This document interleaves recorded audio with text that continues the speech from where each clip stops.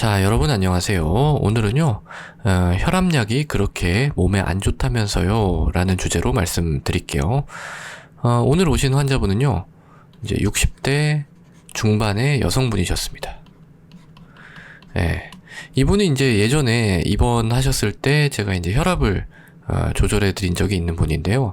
그때 이제 뭐 다른 이유로 입원을 했는데, 혈압이 너무 높았어요. 막 190에 110, 이런 식이었어요. 그래서 제가 이제 약을 좀 썼죠. 혈압약을 2종을 썼습니다.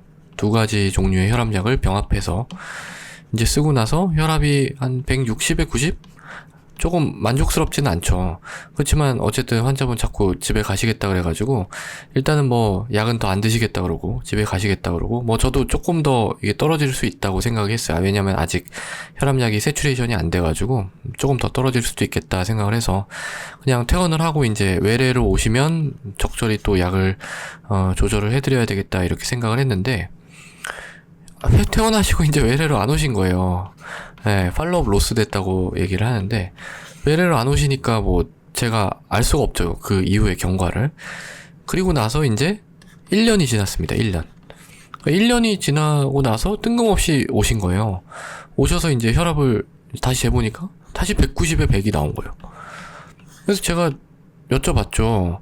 아니 왜 이게 그때 안 오시고 그 이후로 이제 어떻게 하셨냐 이렇게 여쭤보니까 이분이 이제 사실 혈압약을 안 드셨다고 하는 거예요. 그래서 제가 왜 안 드셨어요? 그러니까 혈압약이 몸에 너무 안 좋다는 얘기가 많아가지고 안 드셨다고 얘기를 하시는 거예요. 혈압약이 너무나 몸에 안 좋다.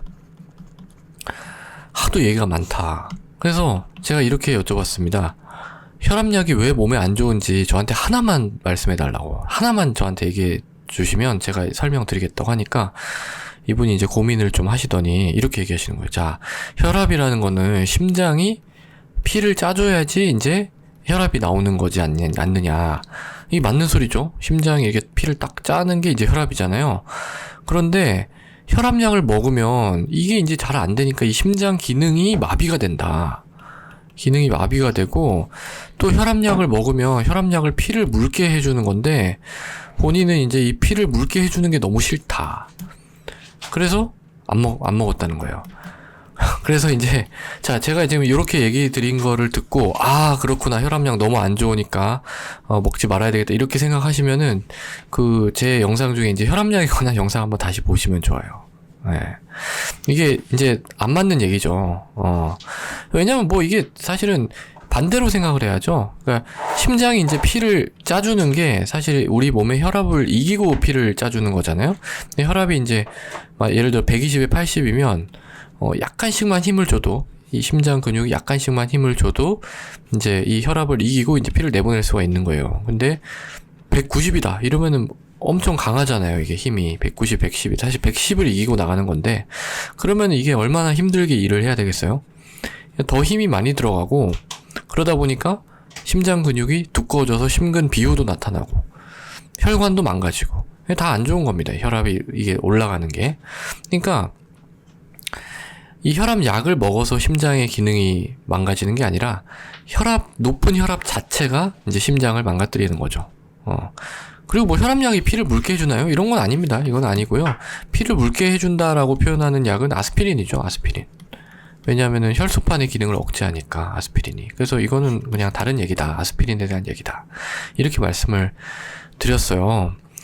그래서 이분 같은 경우에는 제가 그냥 약을 지금 또 드리면은 그냥 또 드리면 어떻게 되겠어요? 그냥 약을 설명 없이 약을 또 드리면 그러면 또 다른 데서 또 뭐 혈압약이 몸에 안 좋다라고 하는 얘기를 들으면 또 안 드실 거 아니에요. 그러니까 이분 같은 경우에는 혈압약이 왜 몸에 안 좋다고 생각을 하셨는지 그거에 대해서 저는 교육을 시켜드리는 것이 더 중요하다라고 생각을 해요.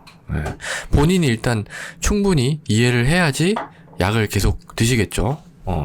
그래서 이제 이렇게 말씀드리고 약을 이제 처방을 드리고 나서 다음에 오실 때는 이게 몸에 안 좋다라고 생각한 그 이유를 갖다가 한번 쭉 다 생각을 해보시라고 말씀드렸어요. 그래야지 이해를 좀 제가 다 설명드리겠다고.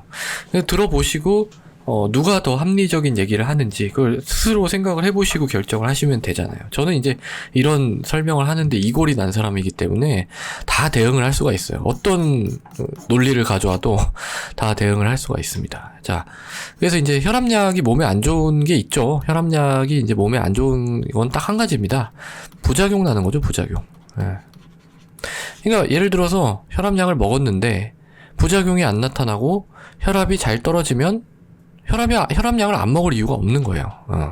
그럼 그 부작용이라는 게 뭐가 있느냐? 그건 약에 따라 다른 거죠. 뭐 이뇨제 같은 걸 드신다라고 하면은 뭐 탈수, 몸에 이제 물이 빠져나가 생기는 증상, 또는 뭐 전해질 같은 거, 불균형이 좀 올 수가 있고, 칼슘 채널 같은 경우에는 부종 대표적으로.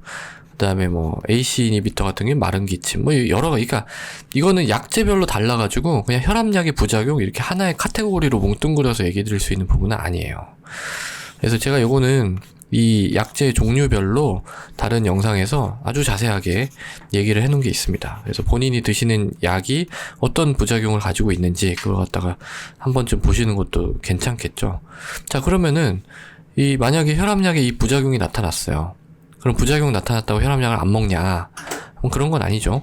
왜냐면 혈압약 클래스가 되게 많고 이 클래스 안에서도 각각의 약제별로 특성이 다 다르거든요. 그래서 본인한테 맞는 약을 찾아가면 되는 거예요. 혈압약의 종류가 얼마나 많은데요. 네. 그렇게 해서 딱 맞춰져서 혈압을 조절하면 이제 합병증도 예방하고 혈압으로 인한 걱정은 덜 수가 있는 거죠. 제가 왜 이렇게까지 말씀을 드리냐면 이 고혈압이라고 하는 거는 조금 귀찮을 뿐이지, 왜냐하면 약을 계속 먹어야 되는 병이니까 귀찮을 뿐이지, 이게 좀 사실 관리하기가 용이한 편입니다. 약이 너무 잘 개발이 돼 있고 그 부작용도 뭐 그렇게 많은 편이 아니어서 좀 잘만 관리를 하면 얼마든지 관리를 할 수가 있어요. 예를 들어 당뇨는요 그렇지 않아요. 당뇨는요 본인의 어떤 의지, 본인이 이제 이 당뇨를 극복하겠다라고 하는 그런 의지가 되게 중요하거든요. 왜냐하면 식사가 바뀌어야 되고 운동을 해야 되니까 이게 만만치 않다고요. 우리의 삶에 가장 밀접하게 연관되어 있는 게 이제 밥 먹는 거하고 잠자는 건데, 이 밥 먹는 걸 바꾸라고 하면 이거 너무 힘들어요. 이거는 약만 먹어서 될 일이 아니거든요. 당뇨랑 이 식사를 바꿔야 되기 때문에 이거 상당한 노력이 들어갑니다. 근데 혈압약은 뭐 덜 짜게 먹고 뭐 이런 얘기 하는데 사실 그렇게 하지 않아도 솔직히 뭐 그냥 혈압약 잘 드시면은 조절이 되는 경우가 많아요. 그래서 이 혈압이 제대로 조절이 안 돼서 합병증이 와서 뭔가 뭐 콩팥 기능이 망가지거나 심장 기능이 이런 거 보면은 저는 너무 안타깝습니다. 이거 현대 의학이 줄 수 있는 그런 달콤한 열매를 가져가시지 못하는 거예요. 이거는 또 우리나라 다 보험도 되는데 너무 안타깝습니다. 자, 그래서요 오늘은요 혈압약이 그렇게 몸에 안 좋다면서요 라는 주제로 설명을 드렸습니다. 오늘도 경청해 주셔서 대단히 감사합니다.